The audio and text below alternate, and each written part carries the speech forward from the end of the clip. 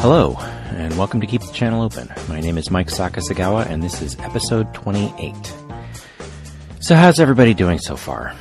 It's been almost a month since the election now, and if you're anything like me, you're probably still trying to make sense of the world, trying to figure out where we're going and what we should be doing. I've been thinking a lot about that, and even if there's no, roadmap of how to engage, I'm feeling like at least there's some direction that's becoming apparent. It's funny, I've always had pretty strong opinions and beliefs, but up until fairly recently, I'd never been willing to call myself an activist.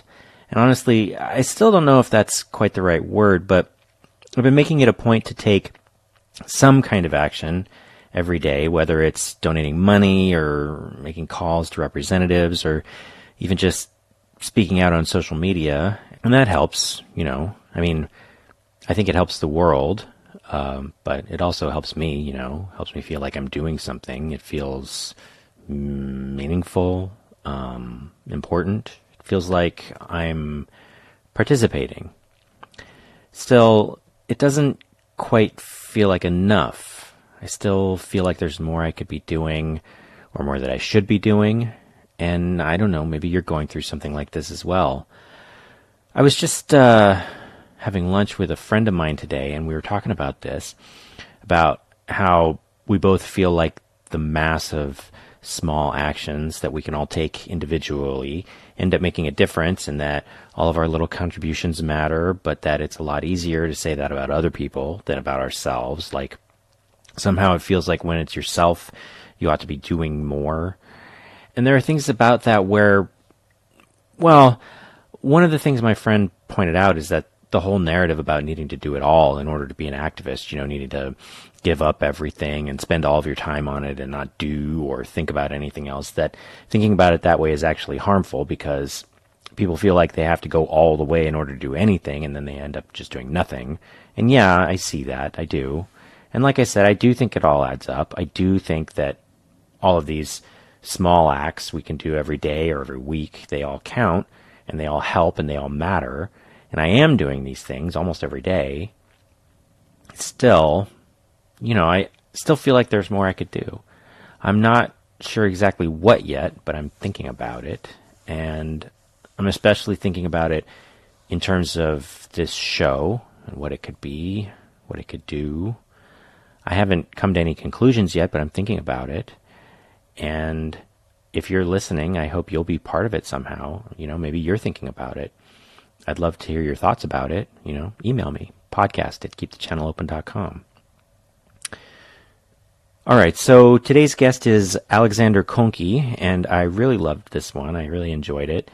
Alex is an artist here in the San Diego area who works in a bunch of different media. He does some drawing, some graphic design, some stuff that's sort of sculptural, a little photography, just, whatever grabs him at the moment.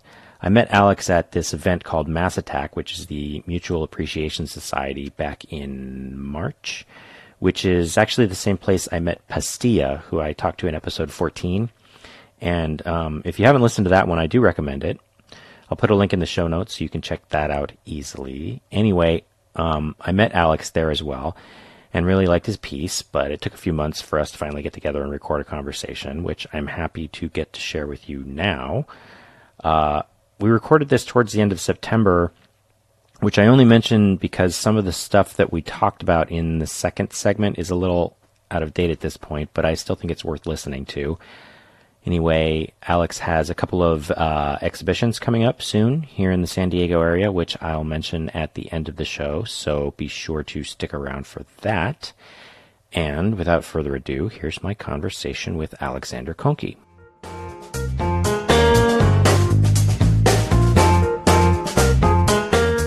So we met at this Mass Attack Mutual Appreciation Society event at the San Diego Art Institute, and I remember seeing your piece there and being really struck by it. And I guess just like for the listeners, like could you sort of describe that one? Right. Yeah, it's a it's a print. It's an etching. That's part of a series that I've been working on using a cutout and printing 2 pieces of paper at the same time. So what will happen is that as the etching plate, the printing plate will hit the paper, it'll print on both sheets at the same time. It'll print through the holes onto the bottom sheet, and it'll print the top sheet. So the top sheet sort of acts as a mask almost. So then when you pull them apart, you have 2 pieces, and it's almost like it is a diptych, but it's also one print. Mm-hmm. So it's 1 and 2 at the same time. Yeah, that was the thing about it that really just grabbed me was that sort of that it's 2 pieces like displayed next to each other as a diptych, but that they're really obviously 2 parts of one thing. Right, exactly. Yeah. And it sort of takes a minute to kind of figure out how they're related, because they're not really a positive negative. They're just the mask, and the masked is the 2 pieces of it. So it's not something where it's flipped or positive negative, but it's it creates 2 different shapes on those two sheets. Which I thought was very interesting. And the other thing I've sort of started playing with is the idea of the randomness of the lines versus the very rigid structure of the pattern of the cutout of the mask. So the mask is just a grid, a series of dots that are very strictly gridded, and the image on the plate, the actual print, is a relatively random drawing that I make by rubbing and scratching sand and gravel and things onto the printing plate, rather than sitting down and consciously creating a drawing. I mean, there's still elements, of course, of planning and consciousness in it, but this was also kind of an attempt, or the other idea, you're just kind of breaking out of that very rigid type drawing that sometimes you get trapped in when you want to do something, and you want to, you kind of get lost in the details and lost in the rigidity. And what can happen is you can just sort of lose that randomness, lose those happy accidents, lose that process, that path that can lead to something new. Whereas if you go out, you plan a drawing, you execute the drawing, rarely do you kind of have this very fruitful kind of detour into different new things. So. Yeah, that was something that when I visited your studio in your home, that a lot of the stuff that you are the more recent things you've been working on really seem like they're playing with that idea of sort of controlled randomness. Yeah. Because it's like you can't, like when you're making something, the art making process is in some way, or at least for like the kind of art that we do where it's visual and static, right? Right. That in the end you are left with something that is it's an object, and it's not moving, right? It's controlled, right? But then and there's obviously elements like with the piece that you had at Mass Attack, where you have that real, like you say, rigid grid structure to the cutouts, where they're just like circles, right? Correct. But where in a lot of those things that you were showing me really do seem to be trying to take on both of those things, and I thought that was a really interesting idea. Like right. I mean, I tend to work with contrast, or I think it's a very useful tool to achieve a certain tension and to achieve meaning and interest in a piece. Mm-hmm. If you take 2 things and just let them kind of fight it out, If you take something that's very different from another thing and you mix them, you get this sort of unrest and this kind of tension that gets really interesting. The other great thing about the randomness is if you plan and execute, you always kind of, in the end, as an artist, you can sort of look back at it and be either disappointed or satisfied, right? Because it's either you executed what you set out to do and you're like, oh, great, okay, this is what I thought it should be.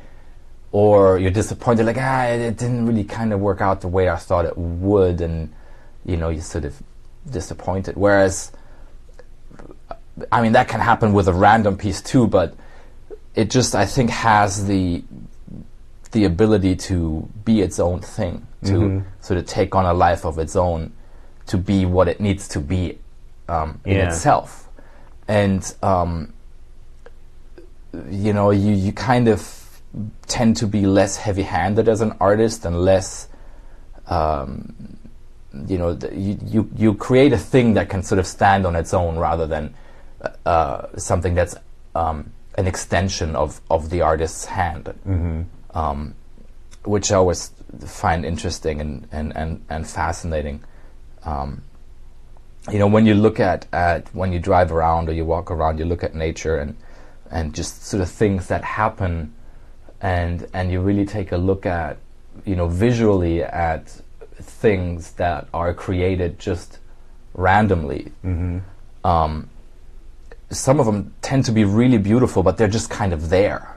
Yeah. They don't have the involvement of an artist or an intervention of some kind or some sort of overbearing attempt to inject something into something. Like for example, on the freeway, if you have those sound walls, sometimes you have weeds that grow there, and from the wind they shake back and forth, and they leave these sort of perfectly round kind of marks in the dirt on those walls. And then the weeds die, right, and all you have left is these half circular kind of scratch drawings. And they're so pretty and so natural, though, and they're just kind of there. They're not really created by something. They're just kind of, they just sort of are. And that's kind of what I'm interested in when I create these sort of scratches and these printing plates. Yeah, it's sort of a, there's sort of a, what am I trying to say?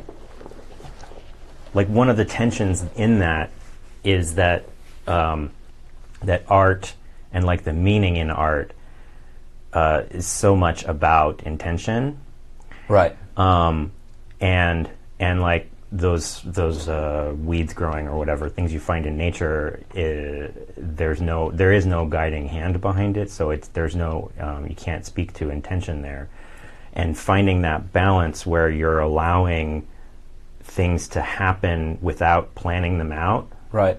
But then still where it's very clear that there is an intention behind it. Right. Like, that's something I think a lot of people have trouble with. Certainly I feel like certain types of photographers can have trouble with that. I feel like street photographers sometimes don't, but like a lot of studio photographers can have this trouble.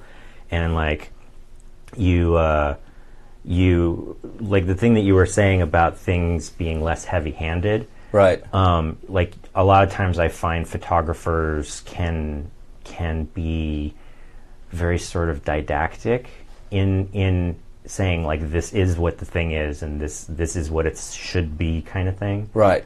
And I really like finding out an approach that allows more variability than that and isn't has an obliqueness to it. Like, that's, I just love that. Right. And I think partially this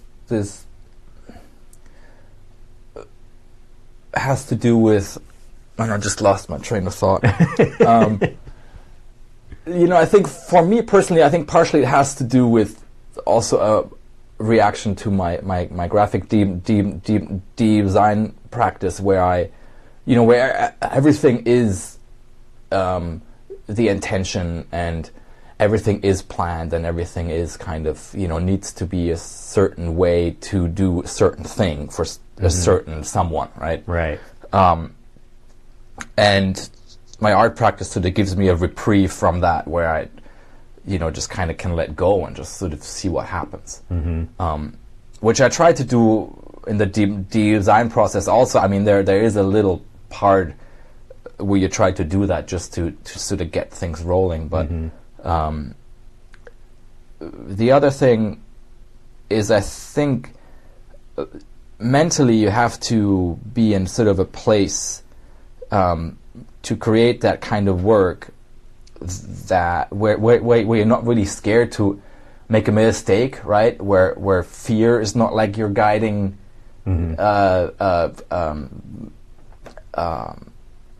energy, where you just kind of there, you're trying things, everything is a process and an experiment. And then you can be open to accidents, to things that oh, this is a shiny object in photography, right? It should be lit like this. You should do this and this and this, right? There's a formula about what people think is right and how it should look when you photograph it. Whereas when you throw all of that out the window, and you just really look at what happens when you change those things, and you're not fearful, or you're not trapped by those rules, and you allow yourself to just have it be a process. You'll get much more interesting things out of it. Yeah. That I don't know. For me, sometimes one thing about photography that's easy for me, and one of the things I'm always impressed by, other types of artists that are doing visual work, like painters and people who draw and stuff like that, is like I'm often like, I find the idea of just like a blank page to be really intimidating sometimes. Yeah, it's weird. It's really weird. To get the start can be really hard. And I mean, the way that I work is I sort of constantly sort of look at things and take notes and make sketches, and like most of them go away and they don't feel good enough or important, or they don't interest me after a few weeks, but then a few stick around, and those are usually the ones that get made into a piece at some point. But yeah, getting that start can be hard. And I think that's also where the randomness can help you, though, because you're not, you're just kind of starting to do something, right? And you're not really aiming at a certain thing. You're just doing. And I think within doing, a lot of times you get into that mind frame where you just keep on doing things, and while you're doing things, you change directions, and you come out at the other end with something. But yeah, no, it goes the same with me. Especially I've been starting to make sort of bigger scale pieces, right? And sort of that huge white paper, like making that first line or that first cut is can be hard. Yeah. I want to back up just for a sec, because you mentioned that you have a background in graphic design. I know that's what you do for your sort of job, right? But I'm just sort of interested, just like a little bit of maybe biographical detail, just like where you're from, Germany. Yeah. I was born and raised in Germany. Moved around with my family quite a lot whilst over there, sort of through high school. Lived in Hamburg and Frankfurt and in Brussels for a while. Then I started attending Institute for Design, I think it's not called. It's in Hamburg. Studied there for about a year, and then transferred to Art Center in Switzerland. At that time, they still had a campus there. Was there for a couple terms, and then in '94 transferred to Pasadena to the Art Center campus there, and yeah, graduated from there and started working as a DMD designer in LA. What prompted the move to Pasadena? Well, you know, Switzerland is very pretty, but also very boring. So, you know, I don't know how wise it was to put a deep design school there. You know, with the 150 young kids. It was at the Lake Geneva, which is, you know, gorgeous, but there really is not much happening there at all. So, you know, I couldn't, you know, hang around for more than those two terms, which I think was like 7 months or whatever. It's like, okay, enough like lake and, you know. Yeah. Pasadena sounds, I mean, it's pretty different from what that sounds like. Well, definitely. And I mean, I had never even been to the States prior to that. So, you know, it was great. It was a big kind of culture shock, but yeah, I really loved it right away. And I mean, it's obviously so much more interesting than Switzerland, coming from Germany. Don't know if that's necessarily what everybody from California would think, but... Well, right. Just that, you know, where they put us in Switzerland was not Zurich or Basel, right? It was like, you know, it was like, whatever, Idaho, you know? It's like, what are we doing here? It's tiniest little town, whatever, you know, a few thousand people. Like, what? You know, you couldn't even get art supplies outside of the school. You know, you had to go to the school art store to get your stuff. I mean, it was sort of silly, you know, and there was no internet in those days. I mean, there was, but not really. Yeah, well, in the 90s, yeah. So, you know, it was pretty isolated, and so, I mean, yeah, I mean, any place would have been better, you know, you know, Rome, London, you know, whatever.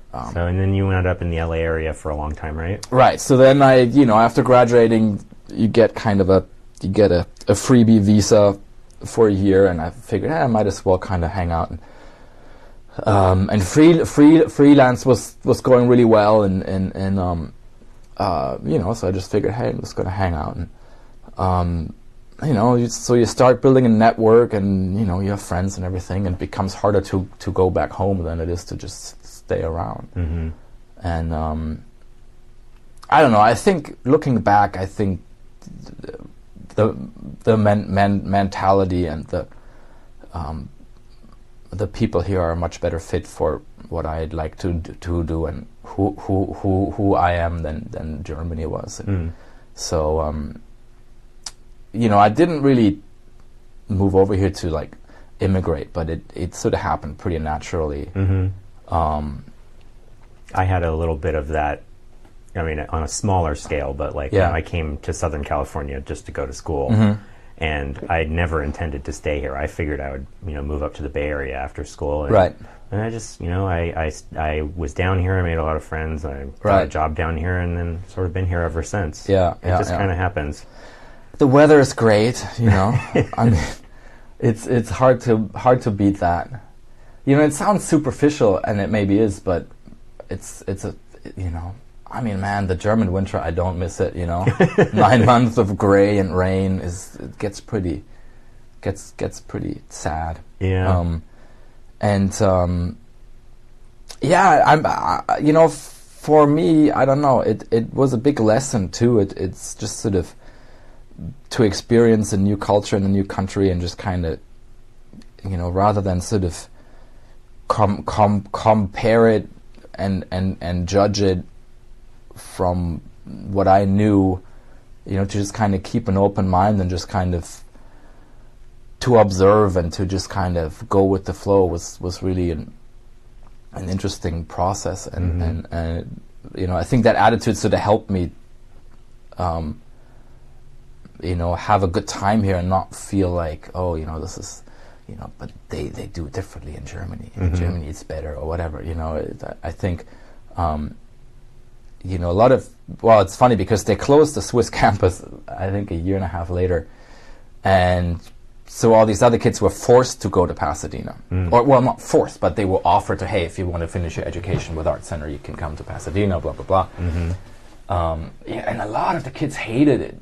I mean, granted, if you're forced to go somewhere, you know, you go in with a different mindset, but I just think like a lot of them couldn't just go with it and just sort of see it for what it was and just kind of, accept just certain quirks and certain things that happen and rather than,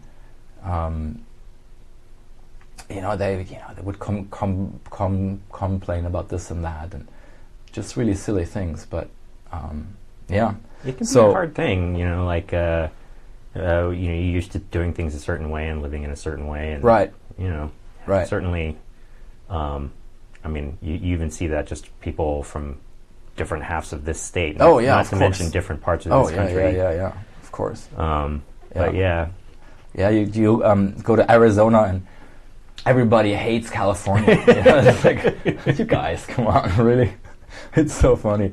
Yeah, we're all communists and hippies. Yeah. But so. No, it sort of worked, and I don't know. I've been in LA for 20 years, and then moved down here to San Diego a few years back.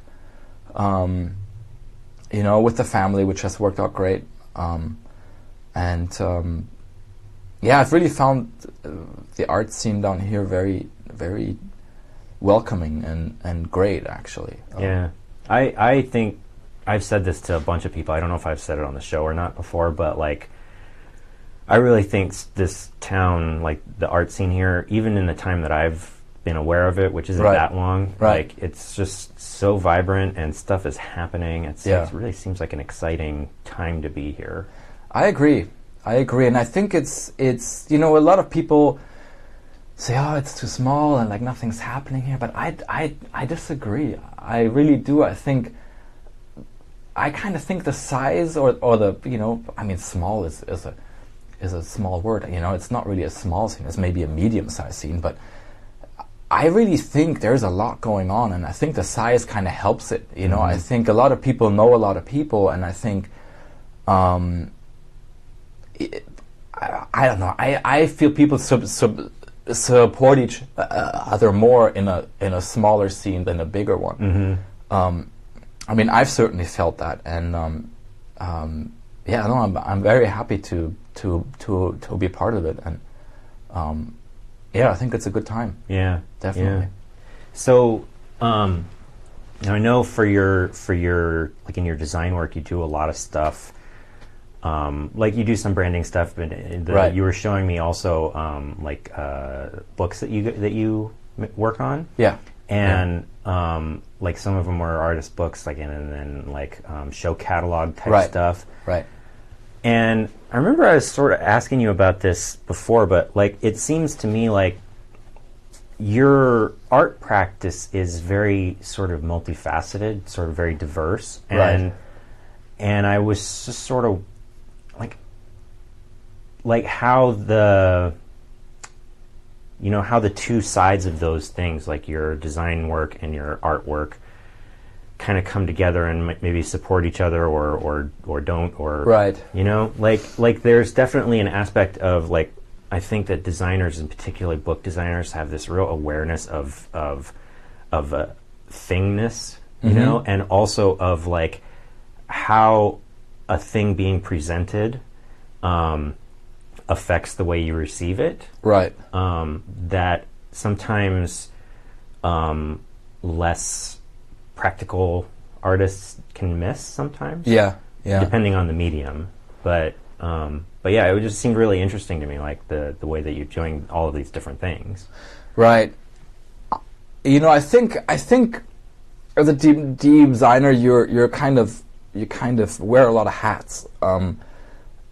And I think that's partially of where my art, my multifacetedness, if that's a word, in my art practice comes from. You sort of you're kind of a jack of all trades. You do a little bit of photography, you do a little bit of retouching, you do a little bit of animation, you do a little bit of typesetting, you kind of do all these sort of different things. So to me, like the design world has just kind of provided me with this toolbox of things that I can sort of halfway do, that help me do my art projects, right? So I don't really feel like I need to be, bound to just do drawings because that's what I can do. I just I'm sort of free to sort of roam around a little bit and just choose different mediums for different pieces. I think that's also kind of what keeps it interesting, and in that sense is kind of a balance to the work, where it's like mostly it's the same sort of projects, the same kind of work. So I think that's one thing I of course, like there's so much overlap in terms of the thinking, and then there's often times where I try to make it very different, just so that I have kind of two separate sides to myself. I think but you can't just not you can't just give up your design education and sensibility and knowledge. You can't just like block that out, right? So when I do my when I'm in my art practice, that seeps in constantly, and that may that be like presentation or the way something is printed or the way something just basic things, composition, color, all that stuff. It's just in me, right? I mean, I'm not gonna kind of block that out. Then again, sometimes I choose to go against that because you kind of know the rules, you kind of know how to break the rules. And then I do feel like there's a lot of similar sort of overarching things that I've found are true for most visual art, and they're just kind of simple concepts, like if you're going to do something, you need to do it all the way, right? If you do it halfway, it's not going to be good. And that's the same for both things, right? Yeah. Just because something looks simple doesn't mean it is simple. And there's all these kind of sort of little things that happen. And going back to that simple and easy thing, it's just fascinating, and it's the same in both worlds. Is like, just because something looks simple, it doesn't mean it was easy, but it could have been easy. Right. It's like either it was really, really, really, really hard to make it simple, or it was actually really, really easy to make it simple. Which is kind of funny, but so yeah, there's overlaps, and there's things that I try to like be different just because I need to stay sane, and the bookwork is great just because in graphic design it's sort of nice to not have your projects basically be for the trash can. I've worked in a lot of different fields there too, and I worked in advertising and in branding and in different places, different studios, and in the end, the book is sort of a very gratifying project to end up with. Whereas if you do ads or catalogs or whatever it may be, websites, it's sort of, you're kind of feeding the monster, right? And your stuff ends up in the trash can, and you sort of wonder, why am I doing this? Like, what's this? What's the benefit for anyone of any of this? Whereas at least the book, people keep it around. It hopefully is an inspiring book of some kind. It documents an artist's work usually. So out of that world is kind of like a nice niche to have carved out. One of the pieces that you showed me, and it's on your website, although it doesn't have the same impact on your website. That was actually something that I think a lot of your work, it really can't be communicated on the web. Right. But like you showed it to me when I came and visited. It's, I don't know what the title of it is, but it was all the letters. Right. and it's like sort of like a clear plastic, right? With letter cutouts and then drawings behind, right? That seems to bring together some of that. I mean, because it involves like drawing, it involves typography, yes, it involves presentation and a sculptural aspect, right? And it seems like that was something that brings together a lot of these different disciplines that you're working in, right? But also it has a real personal aspect in like the subject matter being speech, right? Yeah. So yeah, definitely that one is a good example where there is a lot of overlap with using type in a piece. Layering is a very graphic designy kind of thing that. Right, and then it mixes it with drawing and the stuttering, which is the piece. The title, I actually can't even say it because it actually is all the. I think the title is actually the alphabet. It's just like a list of all the letters with the punctuation that's going on in each of them.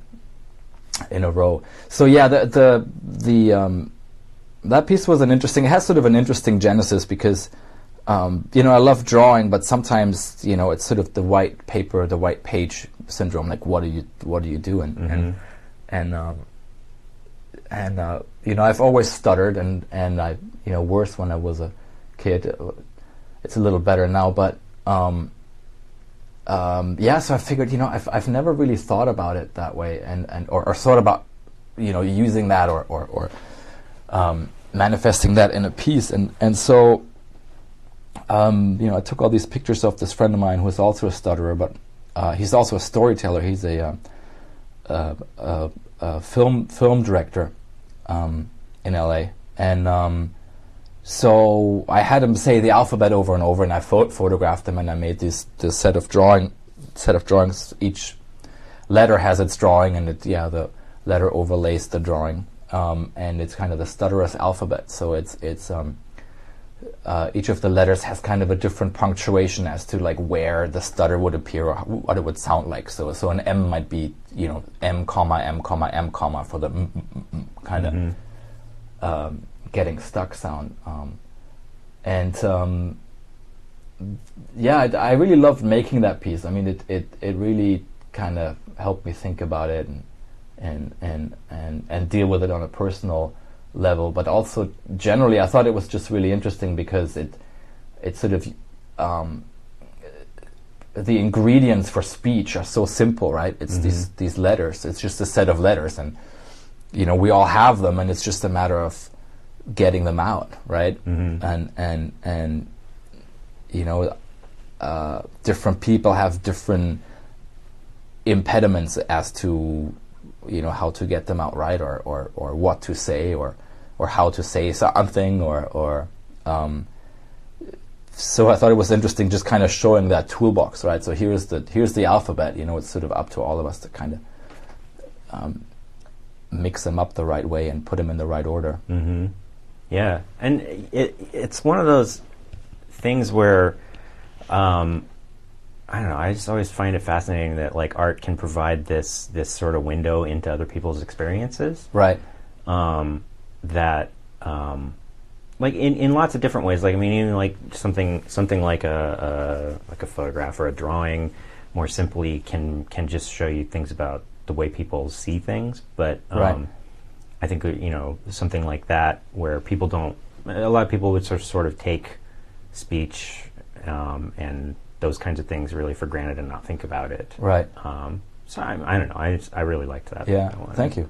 Yeah. I mean, I try to, I think those pieces are usually the more interesting ones. If they really deal with a personal thing or something that you really know, right? I think is. It's the same with like jokes, right? They're funny because they're true, right? And it's kind of the same with art. If it's not, I don't know, if it's not personal, if you don't give up something, or if you don't, you have to be invested in it. Yeah, right, right. Yeah, yeah. I was talking to actually the last person I talked to for the show, who's a writer, and she was the thing she wanted to talk about was about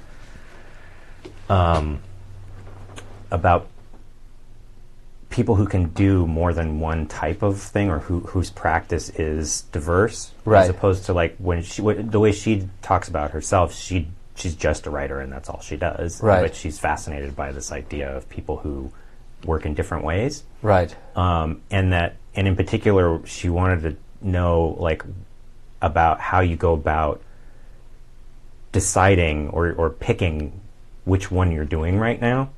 For this particular idea or project or whatever. And I pretty steadfastly didn't answer that question.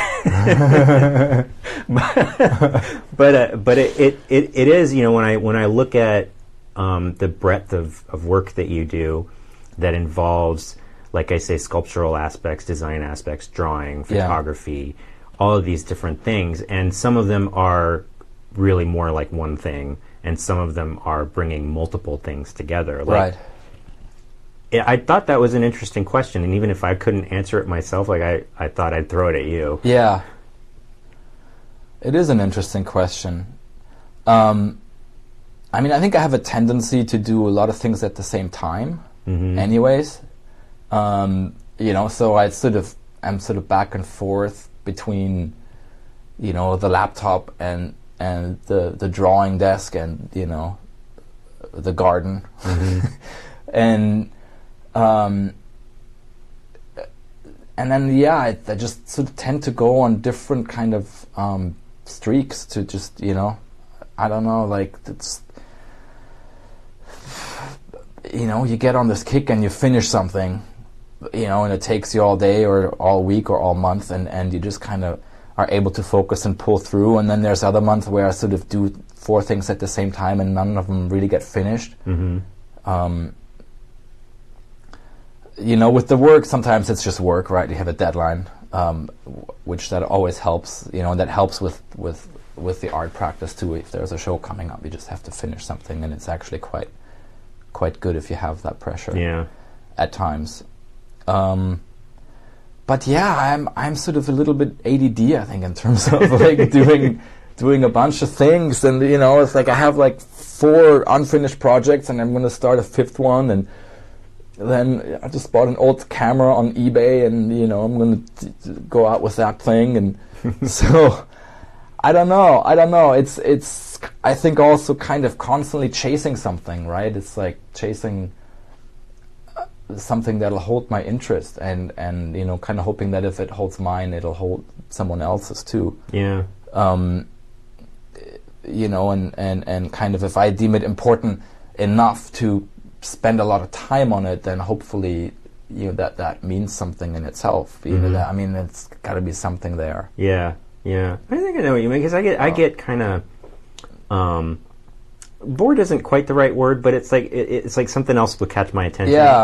And that will be what sort of sparks a new round of you know, being interested in something. And then sometimes things get excruciatingly hard to do. And maybe that means something, you know, like maybe it's trying to tell you something. You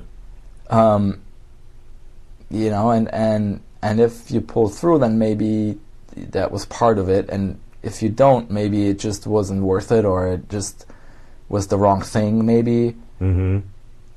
I don't know.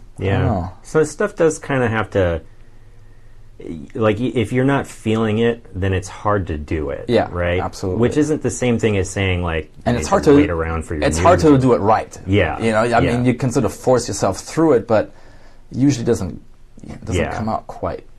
Right. It's tough. It's because, like, you don't want to just be the kind of person who's just sitting around and not doing anything because you're like, oh, I just need to be inspired. Because, like, you do need to put the work in, but it's like you also have to be able to know when it's flowing and when it's not. And if it's not flowing, it's usually because there's a reason for that. Right. So my hope is if I start enough projects at the same time, right? One of them will be flowing, and I can just go to that one, and just let the other one sit. But yeah, no, I think you bring up a good point though, because I think inspiration and work kind of go hand in hand. You know, it's like you can't just sit there and sort of wait for the stroke of genius to hit you, right? Because it's probably not happening, right? Whereas if you just sort of sit down and you do something, you just do what feels right, and whatever it may be, if it's drawing or whatever, that's how you sort of come up with stuff. Yeah. I'm always so I think it's a question that you hear in a lot of interviews with artists that, for me, it's always just such a weird question, is like, where do you get your ideas? Yeah. Because I don't really think it works that way most of the time. No. It's more like you're already doing something and then you realize that you've been doing it. Right. Right. Yeah. So I try never to ask that question. Yeah, yeah, right. Because it's hard. Because I don't know. It's like it comes from everything, right? You just sort of soak everything up, and stuff sort of comes to the top, right? It sort of percolates and just kind of pops up at the right time. Yeah.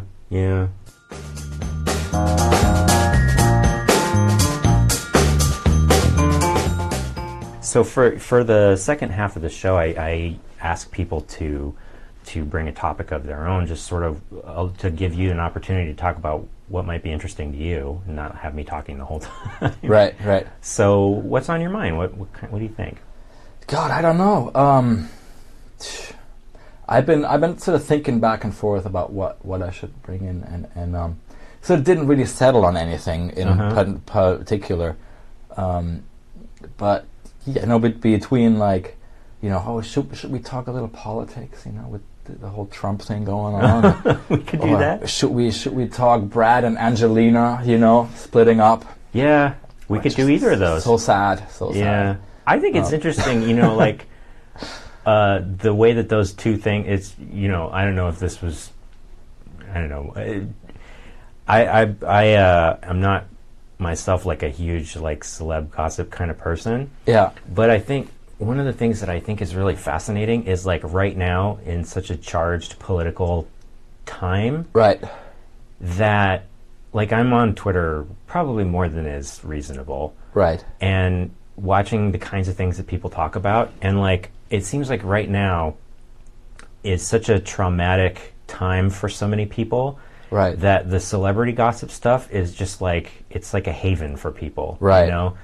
To not to feel like that this is super important, but at least it's something that's not going to give you nightmares. Or it is, if you take it serious enough, I guess. I don't know. Yeah, it's very interesting, and I think it was always like that, right? And the celebrity thing gives you sort of an escape, out of your daily life, and it's been around forever, right? It used to be the royal family, right? It's the thing that, and now it's these movie stars, and it's it sort of gives you an escape, but it's also, I don't know, just with, it just seems like the way the discourse is now, it's just so out of hand, and I love pop culture, right? Pop is, I probably spend too much time on Twitter too, and all this stuff, but it could be whatever, gossip and sports. I just think it's all very entertaining and very fun. But it seems, especially with Trump being a candidate for president, it seems like the sort of entertainment, or the cheap entertainment value of pop culture, which I love and which is fun if you know what rank it sort of takes in our lives, right? It's a context thing. That spilling over into politics is pretty scary. Or spilling over into politics and therefore into all of our lives at large. I think the trivialization of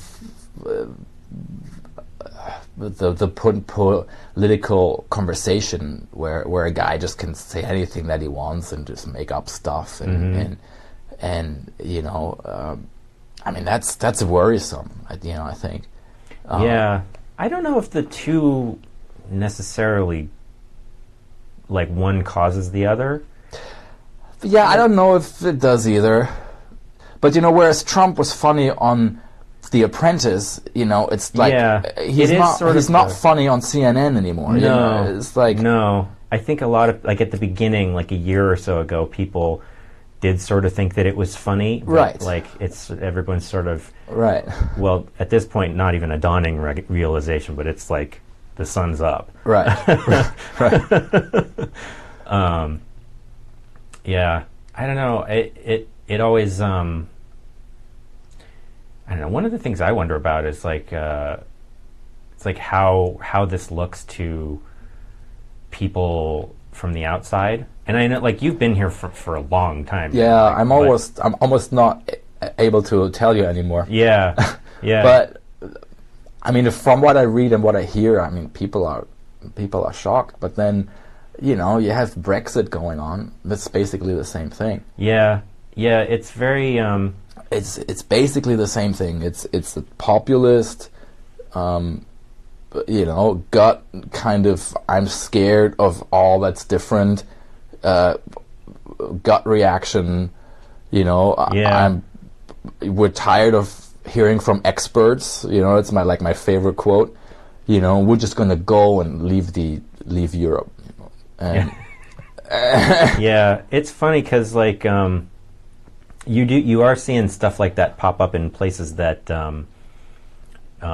wouldn't, or at least I wouldn't have normally thought of. Like, you know, the UK is one thing, but then, you know, compared to most of Europe, the UK is a lot more sort of right-leaning than most of the continent is. Right. But then, like in Sweden, for example, I know there's a similar movement popping up, and I don't know. It's very strange. I used to have a coworker that was from Germany, and he was always talking about how the news in Germany is presented very differently than the way it is here, where there's a lot more depth and context given, and just that in general, like, he felt like the culture in Germany was a lot more receptive to, you know, listening to experts than sort of, I don't know, your I don't want to say this the wrong way, but, you know, some of the ways that Americans can be sort of anti-intellectual. Right. I don't know. It's a strange thing. I don't know if this was just one guy talking to. Right. Like, I don't really know how representative of all of Germany that particular guy was, but it is sort of a weird thing to. I don't know, it's a strange time we live in. It's a very strange time. I think I would agree with the news comment. You know, I think the flip side of that is that people do take their news as the truth. Mm-hmm. You know, here, okay, you know, I mean, most people know that, you know, Fox is a joke on the right, and MSNBC is, you know, all the way on the, I mean, not that far away, but, like, you know, they're all the way on the left. Or sort of, and, you know, you kind of know that, you know, they're leaning a certain way, so you can sort of figure out your own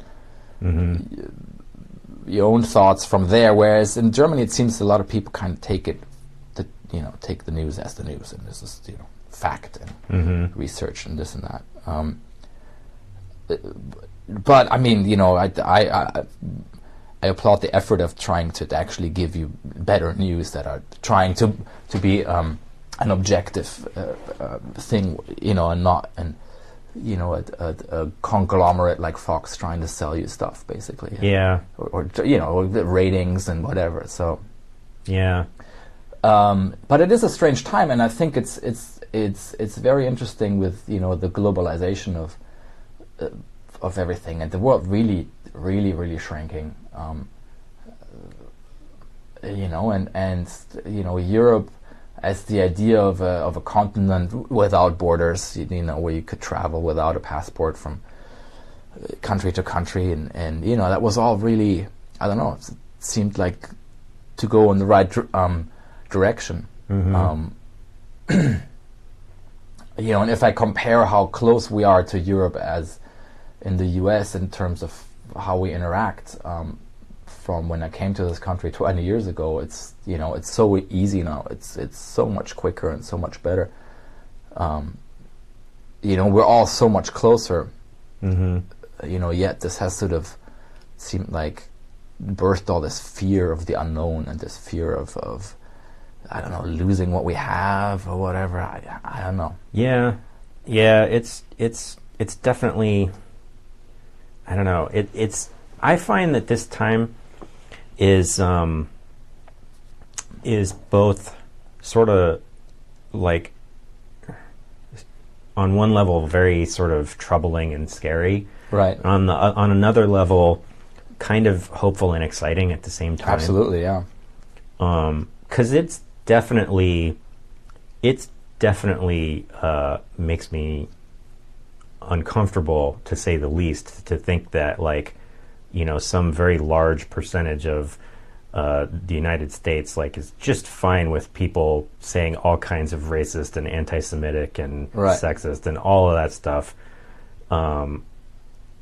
just being out in the open with being bigoted. But at the same time, I also feel like right now, and we'll see how it plays out, but there's this opportunity where you're seeing more people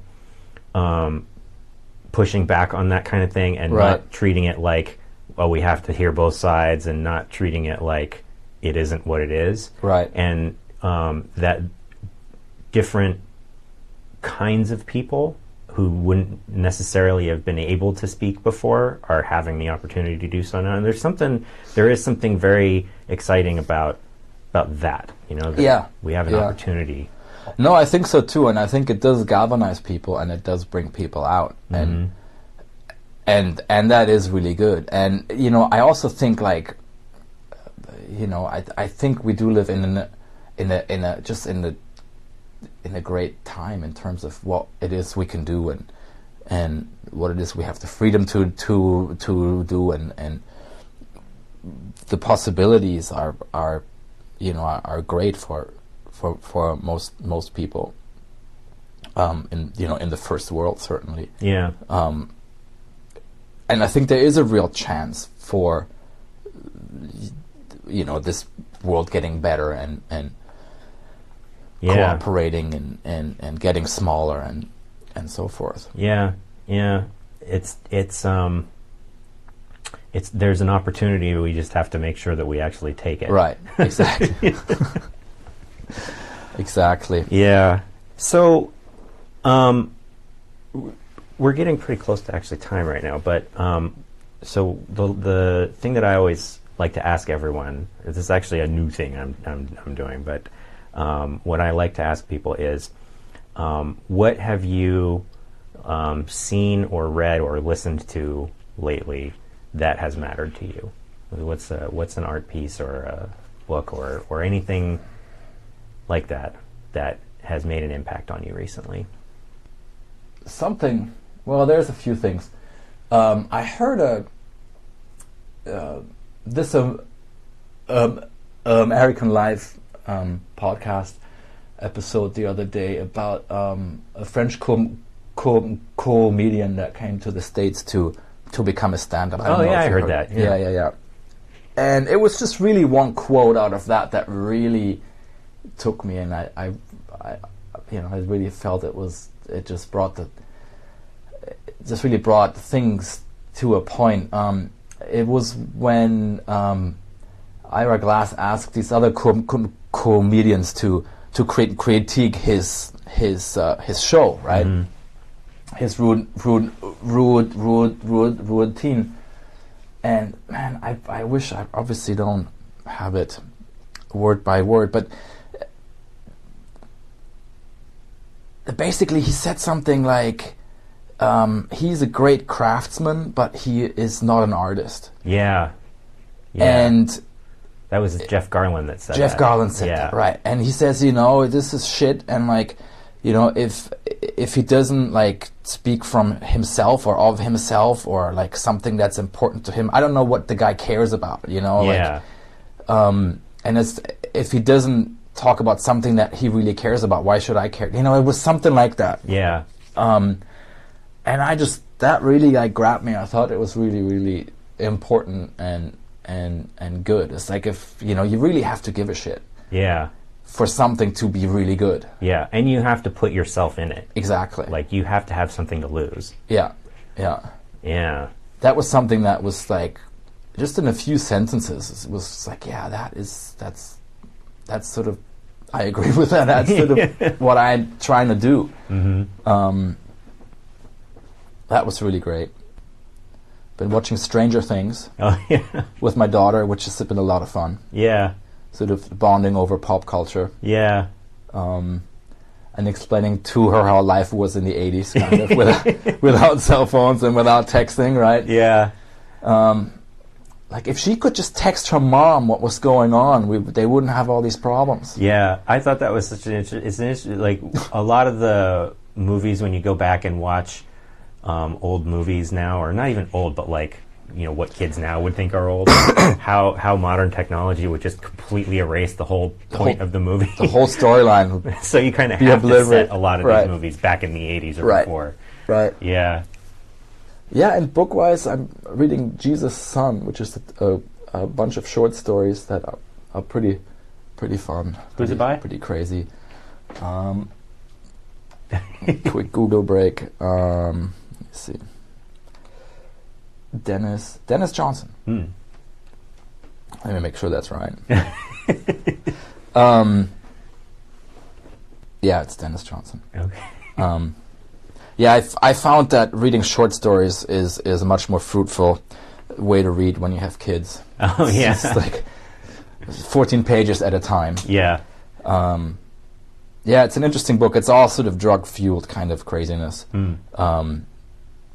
The title is taken from the Velvet Underground song. And yeah, music-wise, I think Mountain Goats, All Hail West Texas, has been a recent favorite. Oh yeah? What do you love about them? It's just really, you know, it's so simple. It's a guitar, and this guy's kind of, I think he recorded it like on a super low-tech little thing. It's just him, just a bunch of songs. Was very good for the road trip that we took recently, so Great. That's been fun. All right. But yeah, very simple tools. So it's funny what you can, you know, I'm not necessarily one that thinks that you should always go with the simple tools or older tools just for the sake of doing it, but I think it is interesting what you can achieve when you mix stuff up that way. Yeah. It's yeah. And when you don't have some of the things that you might be able to lean on now, when you strip all that off, then it really makes you focus on what the thing ought to be. Right. Yeah. No, I think because tools do shape so much of what it is we create. Yeah. And sometimes it can be a trap, you know. It's like you can fall in love with something that a certain tool does really well, or very easily, you know, and you start putting that into everything, and it really is just an effect, or it's really just a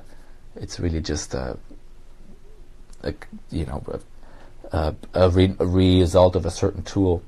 On the other hand, new tools can be so fun and so freeing, right? Yeah. You kind of sort of open up a whole new world of things that are possible. But yeah, it's sort of thinking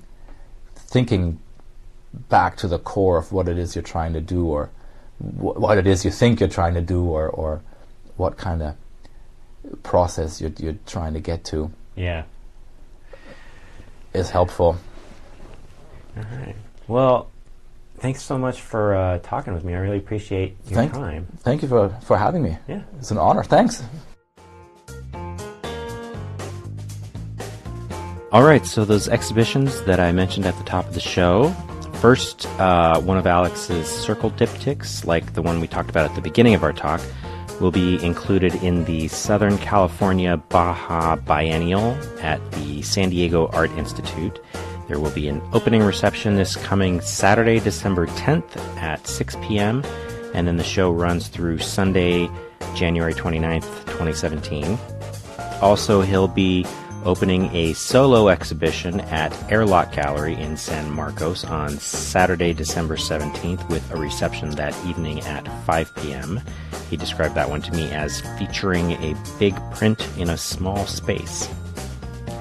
I put links to both of those in the show notes, and he will be attending both openings, so if you're around the San Diego area in the next week or two, definitely stop in for those. And that is our show. If you'd like to talk to me about this episode, the show in general, or really anything at all, you can email me at podcast@keepthechanneleopen.com. You can also follow me and the show on Twitter at ChannelOpenPod, or on Facebook at facebook.com/keepthechanneleopen. If you'd like to help out the show, please leave a review on iTunes. There's a link in the show notes for that as well. And don't forget that you can subscribe to the show and get automatically updated with every new episode. You can do that wherever you get your podcasts, iTunes, Stitcher, SoundCloud, and your favorite podcast apps. Our theme music is by Poddington Bear. You can find more of his music available for licensing at soundofpicture.com. Next time I'll be talking with photographer Matt Eich, so be sure to come back for that. And until then, remember, keep the channel open.